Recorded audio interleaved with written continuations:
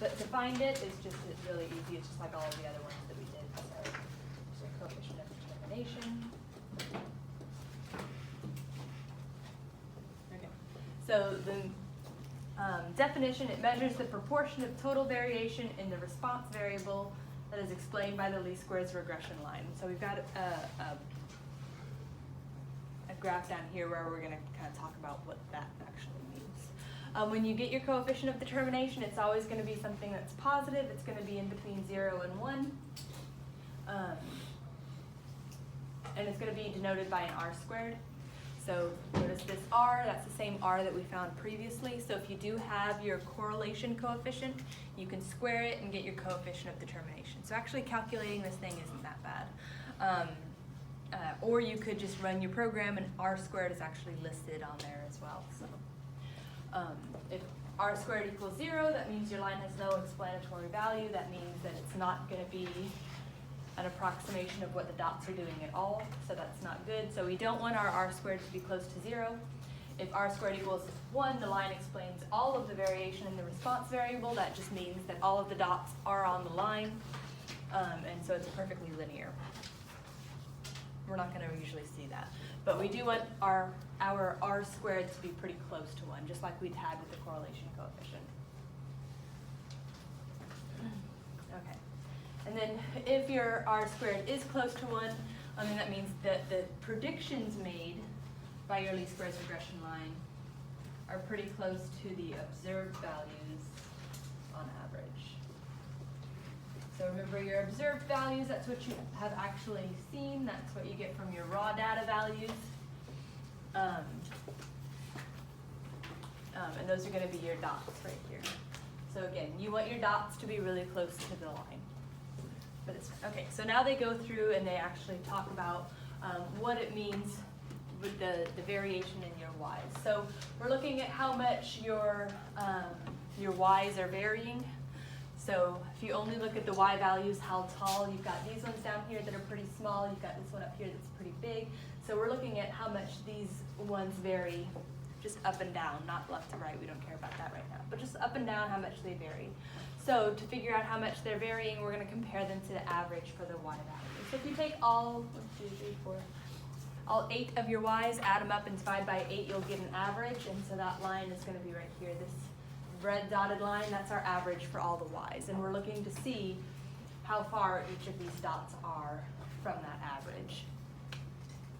Okay. So we saw that kind of like with standard deviation. So if they're close to the average, your standard deviation is going to be small. If they're further away, your standard deviation is going to be big. So we're going to see for this one, how far away are they?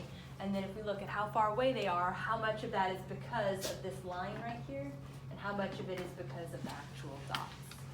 So when we look here at this dot, that's the one that they use. This dot, the distance from this dot to the red dashed line, so the distance from the dot to the average y value, is going to be broken up into 2 parts. They've got y hat minus y bar. This part right here is the first part that they're using. This part right here. They call that the explained difference, so I'm going to write explained difference right there. So that's going to be our explained difference. So we're looking at the difference between them. We're doing the explained and the unexplained. And so why this one is called the explained difference is because this distance right here, it can be explained by the least squares regression line. So the difference from this line to this line is our explained difference, because all that matters, all that you need to calculate is what the line is. So this line, the difference between these 2 lines, you can figure out just by knowing what the least squares regression line. So it's explained by the least squares regression line. This distance up here, that's the unexplained difference, so from here to here. This one you can't know just by knowing what the line is, you have to actually know what that dot is. So in order to figure out this distance, you have to know what your observed values is. So this one you can't know just by knowing what the line is, you need to know what that y value is. So that's the unexplained difference. And it's the same thing as the residual. The distance between the dot and the line, that's just our residual.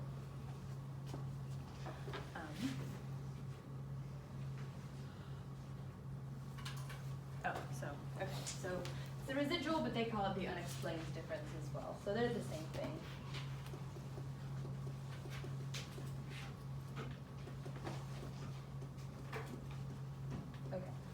So the unexplained difference is the same thing as the residual. Remember, we want our residuals to be really small because we want these dots to be really, really close to this line. So these unexplained differences, we want to be really, really small. So the better the predictions are, the smaller the unexplained differences will be. That's what we want. And so to find the, instead of looking at them individually, we're going to look at them for all of the points. So this one, we've got an unexplained difference. This one will have an unexplained difference. This one, this one, this one. They all will. So to look at the total amount of unexplained difference, we're going to do the unexplained variation. Right? Unexplained variation.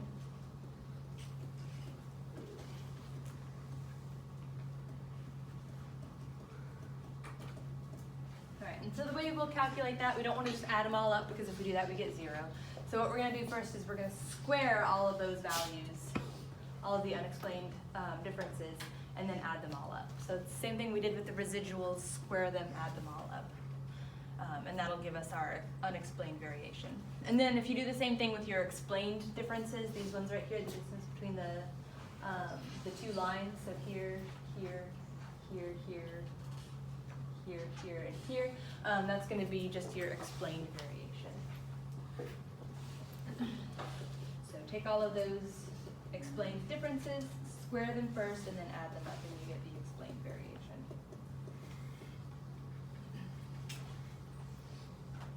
Okay, and then I've got this nice little formula, but we're not really going to be using a formula. We're just going to be interpreting it because our R squared is actually going to be found on our calculator instead. But R squared, we're looking at the amount of the explained variation divided by all of the variation, the unexplained and the explained added together. So the explained divided by the total variation.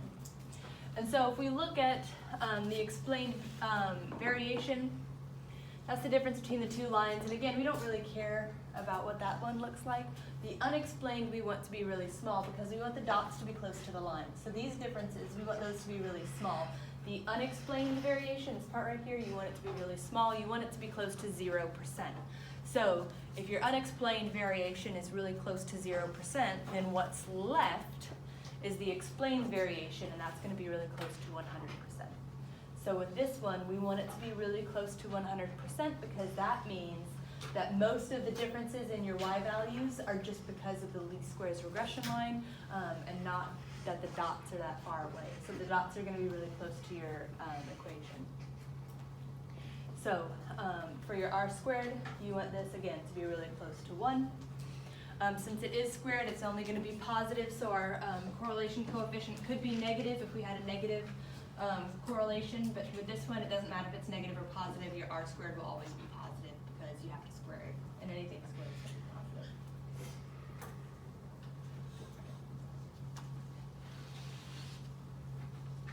All right, so we're going to just do this example.